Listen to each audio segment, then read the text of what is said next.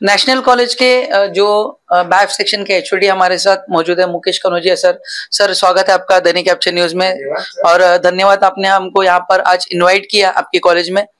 Sir, सबसे पहले तो आपके छात्रों को स्वतंत्रता दिवस के अवसर पर क्या संदेश देना चाहेंगे? देखिए, मैं बोलना चाहूंगा कि जो 15 अगस्त है ये बहुत बड़ा दिन है। मतलब यहाँ पर जो आजादी मिली है वो हर एक धर्मों को, हर एक लोगों को मिली है। ऐसा नहीं है कि खाली हिंदू, मुस्लिम, सिख, ईसाई, हर धर्म के लोगों को आजादी मिली है। तो हमको हर फेस्टिवल तो मनाना ही चाहिए, लेकिन एक प्रण लेनी चाहिए कि 15 अगस्त को हम लोग इतने धूमधाम से मनाएं कि पूरा वर्ल्ड देखे कि the biggest democracy in the world is only India. और इंडिया में इतना बड़ा भाईचारा है कि आज ट्रम्प को भी अपना परसेंटेज जो था वो भी कम करना पड़ रहा है, उसको सोचना पड़ रहा है, क्योंकि आज हमारा देश जो है वो हम डॉलर के ऊपर डिपेंड नहीं कर रहे हैं, हम हमारे इंडियन रुपये के ऊपर ज्यादा प्राउड फील कर रहे हैं। तो proud to be an Indian. Sir, 79 years हो गए हमारे देश को आजाद हुए। क्या लग रहा है सर आपको, कितना बदलाव हुआ है हमारे देश में? हमारे देश में तो काफी बदलाव आया है। जैसे कि आजकल की जो नई जनरेशन है उसके ऊपर हमको ध्यान देना है, बहुत ज्यादा ध्यान देना है, क्योंकि 66.5% जो हमारे कंट्री में जो पॉपुलेशन है वो यंगेस्ट पॉपुलेटेड है, मतलब यंग जनरेशन है। तो यंग जनरेशन को हमको ये मैसेज देना है कि आपको अपने देश के प्रति एक प्यार होनी चाहिए, आपके अंदर थ्योरी के अलावा एक स्किल डेवलपमेंट होनी चाहिए। मैं नेता का नाम तो नहीं लूंगा, लेकिन आजकल जैसे बोलते हैं ना, मेक इन इंडिया पे हमको ध्यान देनी चाहिए। हम पहले मेड इन इंडिया पे ध्यान देते थे। मुझे अच्छे से याद है कि जब मैं छोटा था तो हम लोग इम्पोर्टेड गुड्स के ऊपर ज्यादा प्रभावित थे। हमको बहुत पसंद था कि भाई ये लंदन से आया, अमेरिका से आया, दुबई से कोई माल आया।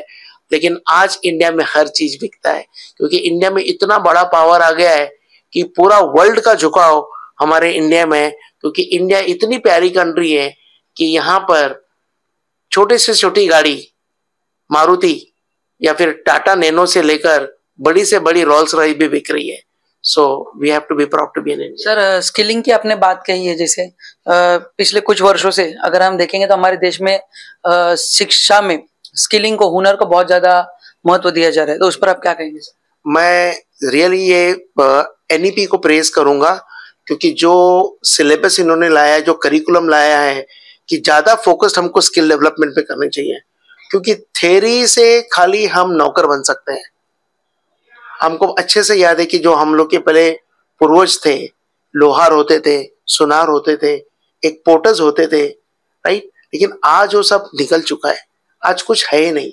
आज सब लोग पढ़ाई के पीछे भाग रहे हैं और थ्योरी के पीछे भाग रहे हैं। सबको अच्छे से अच्छा प्रेजेंटेशन देना है, प्रेजेंटेशन दे के खाली अपने आप को कम्युनिकेशन स्किल्स बहुत अच्छा बढ़ाना है, बट नॉलेज स्किल में वो लोग लैक कर रहे हैं। तो मैं चाहूंगा कि ये दोनों को बैलेंस रखो, कम्युनिकेशन के साथ साथ नॉलेज भी बढ़ाओ। और नॉलेज आपको कब मिलेगा?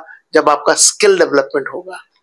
और ज्यादा क्या बदलाव होना चाहिए कि हमारा देश बहुत ज्यादा तरक्की करे?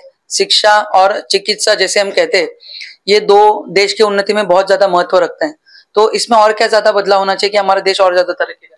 मैंने आजकल ये देखा हूं कि हमारे यहाँ पे जो प्रथा चल रही है वो टीचर और स्टूडेंट की चल रही है।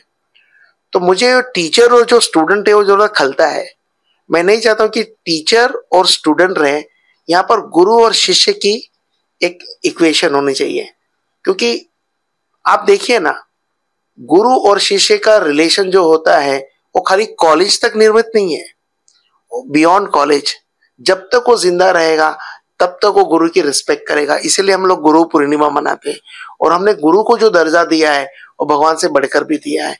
आपने देखा होगा एकलव्य भी अपने द्रोणाचार्य को रिस्पेक्ट दिया, उन्होंने अपना एक अंगूठा काट दिया खाली गुरु के बोलने पे। और आपने देखा अर्जुन ने कितना अच्छा काम किया। उसके अलावा भी अगर आप देखोगे कि जितने भी योद्धा थे वो सब गुरु के प्रति उनका ज्यादा झुकाव था।